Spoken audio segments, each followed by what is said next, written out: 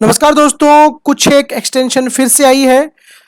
Video पे आगे बढ़ने से पहले अगर चैनल पे नए हैं तो चैनल को सब्सक्राइब कर लीजिए और बेल आइकन पे क्लिक करना ना भूलें। इस बार रिलैक्सेशन मिली है दोस्तों कंपनीज को और एलएलपीज को। कंपनीज के केस में जो रिलैक्सेशन मिली है वो मिली है 1 अप्रैल 2021 से 31 मई 2021 के बीच में जो फॉर्म्स ड्यू थे फाइलिंग के लिए उनकी डेट को बढ़ा के 31 जुलाई कर दिया है।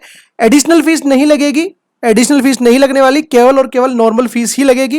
Request have been received from stakeholder for relaxation on levy of additional fees for filing of various form under the companies act 2013, LLP act 2008।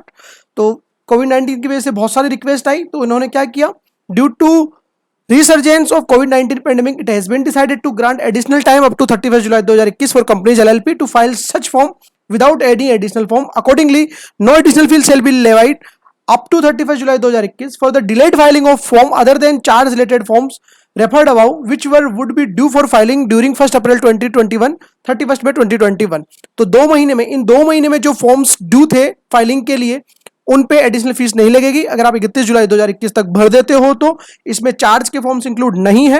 अब डाउट होगा कि इन 2 महीने में कौन से ड्यू थे। एक तो जैसे एमएसएमई वाला एक फॉर्म होता है वो 30 अप्रैल तक आपको भरना होता है, एलएलपी में फॉर्म 11 होता है, और मेरे हिसाब से कुछ एक इवेंट बेस्ड जैसे कि आप एडिटिव आपको भरना होता है, वो अपॉइंटमेंट, ऑडिटर अपॉइंटमेंट का भी होता है बहुत बार कि हमें इनकॉर्पोरेशन के बाद, बोर्ड मीटिंग के बाद 30 दिन के अंदर अंदर फॉर्म फाइल करना होता है।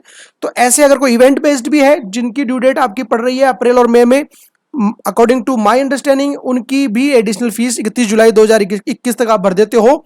जिनकी डेट पड़ रही थी 1 अप्रैल 2021 से लेकर 31 मई 2021 के बीच, तो 1 अप्रैल 2021 से लेकर 31 मई 2021 के बीच तो आपके ऊपर उसका भी एडिशनल पेनल्टी नहीं लगेगी।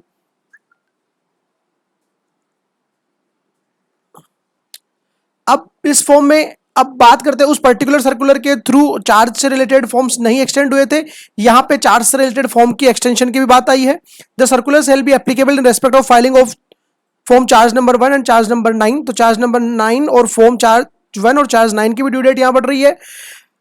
Where the date of creation modification of charge, charge जो आपने क्रिएट किया था, मॉडिफिकेशन किया था, वो या तो 1 अप्रैल 2021 से पहले था या फिर the timeline for filing such form has not been expired under section as on 1 April 2021, कि या तो आपने 1 अप्रैल 2021 से पहले किया था वो और उसकी टाइमलाइन एक्सपायर नहीं हुई थी, या फिर टाइमलाइन उसकी एक्सपायर हो रही है 1 अप्रैल 2021 से लेकर 31 मई 2000 के बीच। 1 अप्रैल 2021 से लेकर 31 मई 2021 के बीच में अगर एक्सपायर हो रही है उसकी, दो कंडीशन है, 1 अप्रैल 2021 से पहले आपने क्रिएट किया था और टाइमलाइन थी वो एक्सपायर नहीं हुई थी 1 अप्रैल 2021 को, या फिर 1 अप्रैल 2021 के बाद आपने क्रिएट किया होगा और जो डेट पड़ रही है उसकी वो पड़ रही है कब, 1 अप्रैल 2021 से लेकर 31 मई 2021 के बीच।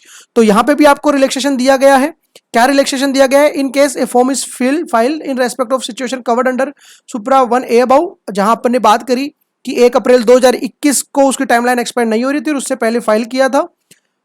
The period beginning from 1 April 2021 to ending 31 May 2021 shall not be revoked for the purpose of counting the number of days under section 77, 78. In case the form is not filed within such period, the first day after 31st March 2021 shall be revoked as 1st June 2021. तो basically ये जो 2 महीने का period है ये cover नहीं माना जाएगा, इसकी सेक्शन 77, 78 में इसकी कैलकुलेशन नहीं आएगी। और जो सेकंड कंडीशन थी कि आपने क्रिएट किया है इन 2 महीनों के बीच में, the period beginning from the date of creation modification charge to 31 May shall not be reckoned for the purpose, तो वही है, जो पीरियड स्टार्ट होगा वो 1 जून 2021 से स्टार्ट माना जाएगा सेक्शन 77 और 78 के लिए। फिर बात आती है applicable fees in regard to sub para 2A above if the form is filed on or before 31st March 2020, the fee payable as on 31 March 2021 under the fee rule for said form shall be charged। अगर आप 31 मई 2021 को ही भर देते हो पहले वाले option में, तो जो 31 मार्च 2021 को आपको फीस आ रही थी वही पे करनी पड़ेगी। If the form is filed after thereafter the applicable fee shall be charged under the fees rule after adding the number of days beginning from 1st January 2021 and ending on the date of filing plus the time period lapsed from the date of। तो कुल मिला के जो additional fees आपको पे करनी पड़ेगी इन 2 महीनों की आपको पेमेंट नहीं करना पड़ेगा। तो ये तो चार्ज से रिलेटेड था दोस्तों आपका। The circular shall not apply, अब नहीं अप्लाई करेगा। The form charge 1 and charge 9 had already been filed before the due date of this circular, obviously अगर कर ही दिया है या फिर ऑलरेडी एक्सपायर हो चुका है 1 अप्रैल 2021 को उसका टाइम पीरियड, तो इनके केसेस में ये जो आपको 4 कंडीशंस दिख रही है इस केस में ये आपके ऊपर एप्लीकेबल नहीं होने वाला है दोस्तों।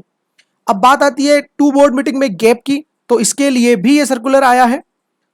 ये क्या सर्कुलर बोलता है? In view of the difficulty arising due to resurgence of कोविड-19 फलाना फलाना requirement of the holding meeting within the interval provided in section 173 of the Companies Act stand extended by period of 60 days for first two board meeting for financial year 21-22. Accordingly, the gap between two consecutive board meeting of the board may extend to 180 days during the quarter April to June 2021. तो अप्रैल मई जून इस quarter में और जुलाई अगस्त सितंबर इस quarter में जो board meeting होनी थी उनमें जो 120 दिन का गैप आप मैक्सिमम रख सकते थे 180 दिन का उसको एक्सटेंड कर दिया गया है दोस्तों। तो ये 3 सर्कुलर आए हैं, ये 3 अपडेट आई है। डेफिनेटली आपको ये पसंद आई होगी, आप में से बहुत लोगों के लिए एप्लीकेबल भी होगी। चैनल को सब्सक्राइब कर लीजिए और बेल आइकन पर क्लिक करना ना भूलें।